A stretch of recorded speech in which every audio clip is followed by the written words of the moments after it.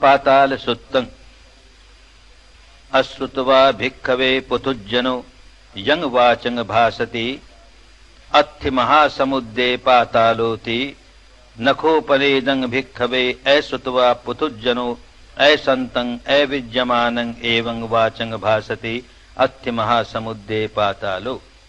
पातालो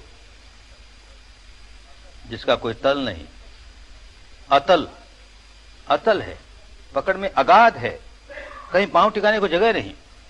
तो एक आदमी कहता है कि मैं ऐसे समुद्र में डूब गया, ऐसे समुद्र में डूब गया चारों ओर, और इतना इतना गहरा, अरे पांव टिकाने को जगह नहीं, ये तो अतल है, ये तो अगाध है। ऐसा एक व्यक्ति कहता है।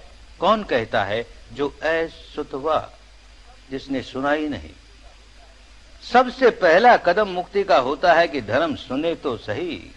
जिस बेचारे ने धर्म कभी सुना ही नहीं, वो धर्म के नाम पर न जाने कैसे सांप्रदायिक जंजालों में सारा जीवन बिता देगा, न जाने कैसे कर्मकांडों में बिता देगा, न जाने कैसी दार्शनिक मान्यताओं में सारा जीवन बिता देगा। वो कैसे निकलेगा, बाहर निकलेगा ही कैसे? क्योंकि बात ही नहीं, सुनी नहीं उसने। तो अश्रुत्वा और श्रुत्वा, इन दोनों में बहुत बड़ा अंतर। अश्रुत्वा, अश्रुतवान, जिसने कभी सुना ही नहीं, और श्रुत्वा, जिसने सुना है। तो ऐसा व्यक्ति अश्रुत्वा, सुना ही नहीं उसने कभी धर्म की बात, ऐसा अश्रुत्वा भिक्खवे पुथुज्जन। पुथुज्जन माने पृथक जन है, धर्म के रास्ते चल ही नहीं रहा, सुना ही नहीं तो चलेगा कैसे? पृथक जन है, धर्म से पृथक है, तो उसको पुथुज्जन कहा। पुथुज्जनो यंग वाच, ऐसा व्यक्ति ऐसी बात बोलेगा। क्या बोलेगा? अत्थि महासमुद्रे पातालो, अरे ये महासमुद्र है जिसका कोई तल नहीं, ऐसा महासमुद्र है इसका कोई तल नहीं। ऐसी बात ऐसा कोई मूर्ख आदमी बोलेगा। तंखोपनेदं भिक्खवे अश्रुत्वा पुथुज्जनो असंतं अविद्यमानं एवं वाचं भासति। ऐसा व्यक्ति जो बोल रहा है वो झूठ बोल रहा है, क्योंकि वो सच को जानता नहीं।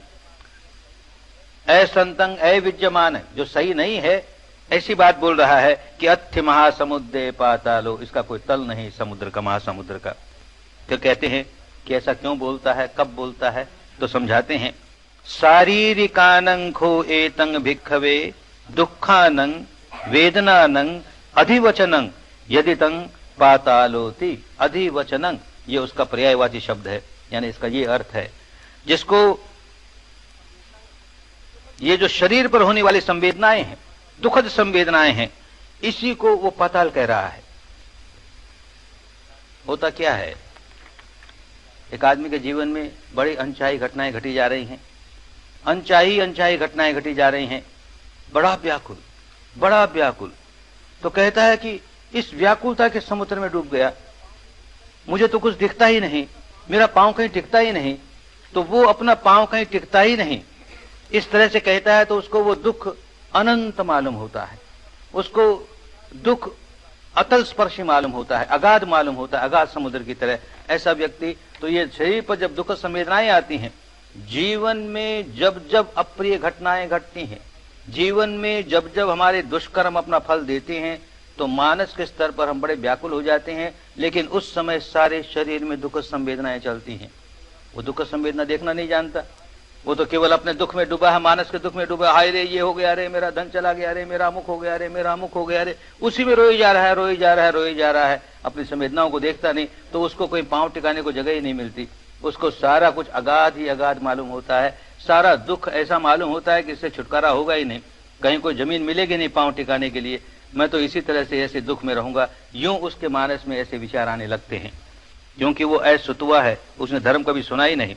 तो ये जो शरीर पर दुख संवेदनाएं चलती हैं, इसी को वो पाताल कह रहा है।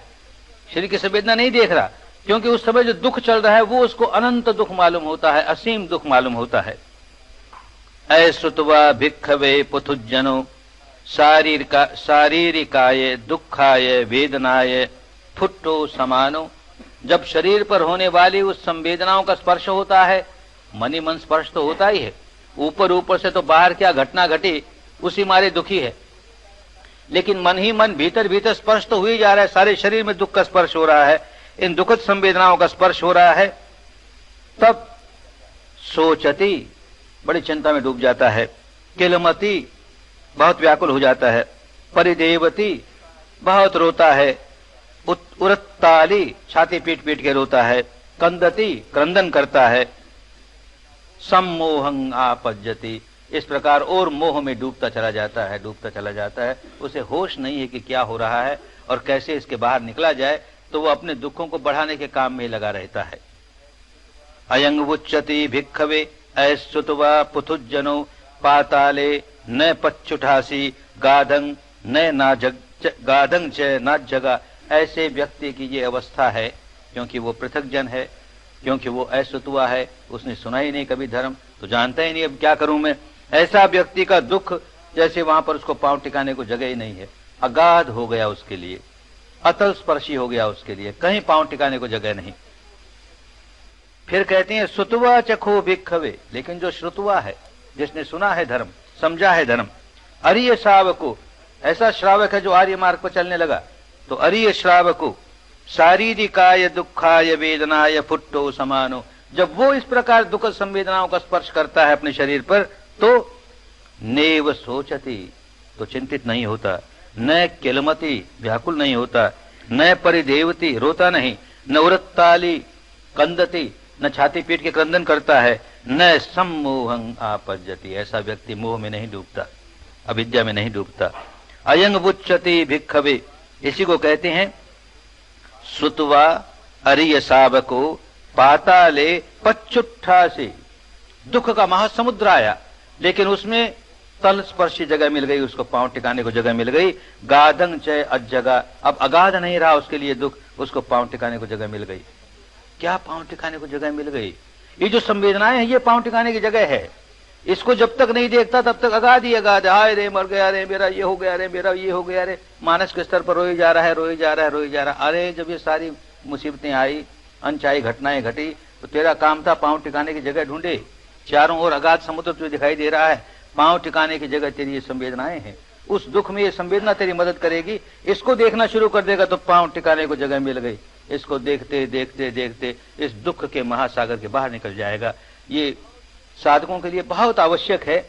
बहुत सुख होता है तो विपश्यना वगैरह सारी भूल जाते हैं, व्याकुल उसी में रोल करने लगते हैं।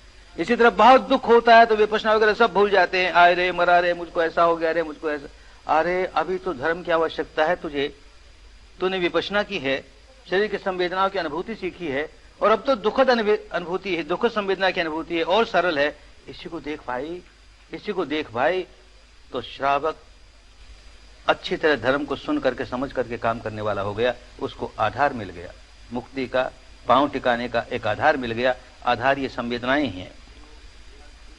यो एतानाधिवासेति उपन्ना वेदना दुख शारीरिक पाणहरा या ही फुट्टोपवेदति। शारीरिक, शरीर की संवेदनाएं, पाणहरा मरणांतक से संवेदनाएं, मृत्यु के समय कितनी संवेदना होती है, कितना दुखद संवेदना होती है, ऐसी संवेदना हुई जा रही है, क्योंकि सारी घटनाएं हमारे प्रतिकूल हो रही हैं, तो उतना ही बड़ा दुख हो रहा है। तो मरणांतक पीड़ा हो रही है शरीर पर। या ही फुट्टोपवेदति, उसके स्पर्श होने से भेदन हुए जा रहा है, भीतर ही भीतर भेदन हुए जा रहा है, बहुत बुरा हाल है।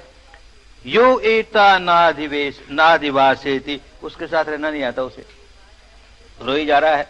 अरे ये जो वेदनाएं हैं इनके साथ जीना सीख, इनको भोक्ता भाव से भोगने से छुटकारा नहीं होगा, इनको दृष्टा भाव से देखने लगोगे तो उसके साथ जीना आ गया। नाधिवेशेति, तो नहीं जीना आया। उपन्ना वेदना दुखा, वेदना की दुखद वेदना जागी और उसके साथ जीना नहीं आया, उसको स्वीकार करना नहीं आया। तो क्या करता है? अकंदति परोदति, क्रंदन करता है, रुदन करता है। दुर्बलो अपथाम को, बड़ा दुर्बल हो जाता है, हाय रे मुझका क्या, मेरा क्या होगा रे, मेरा क्या होगा रे। अपथाम को, अपने मानस की सारी स्थिरता खो देता है, अस्थिर चित्त हो जाता है। नैसो पाताले पच्छुठासी, उसको पाताल में, इस महान दुख के सागर में खड़ा होने के लिए कहीं जगह नहीं मिलती। अथो गाधंग पी नाज्जगा, ये अगाध है, इसमें कोई गाध नहीं मिलता, पांव टिकाने को कोई जगह नहीं मिलती ऐसे व्यक्ति को, तो दुख में ही डूबा रहता है। फिर कहते हैं यो चेत अधिवासेति उपन्ना वेदना दुख शारीरिक पाणहरा या हि फुट्टो न वेदति सैवे पाताले पच्चुट्ठासी अथो गाधं पियज्जका सो चेता अधिवासेति उपन्ना वेदना सुखा। अब दूसरे तरह का व्यक्ति जो सुतवा है, जो धर्म के रास्ते चल रहा है, धर्म को समझे हुए है, उस व्यक्ति के उपन्ना वेदना दुखा, उसके जीवन में भिन्न भिन्न प्रकार के दुख आए और भिन्न प्रकार के दुख आने के कारण अंदर दुखद संवेदना आई। ऐसा व्यक्ति उन दुखद संवेदनाओं के साथ जीना सीख गया। यो चेता अधिवासेति, उसी के साथ उसको सहन करना, उसको स्वीकार करना, उसके साथ रहना सीख गया। और वो वेदना कितनी है उसको भी उतनी शारीरिक का प्राणहरा, प्राणों को हर लेंगी, इस तरह की मरणांतक पीड़ा हो रही है उसे, लेकिन फिर भी या ही फुट्टो न वेदति, वो स्पर्श करती हैं तो भेदन करके उसे व्याकुल बना दें, ऐसा नहीं, वो व्याकुल नहीं होता। सैवे पा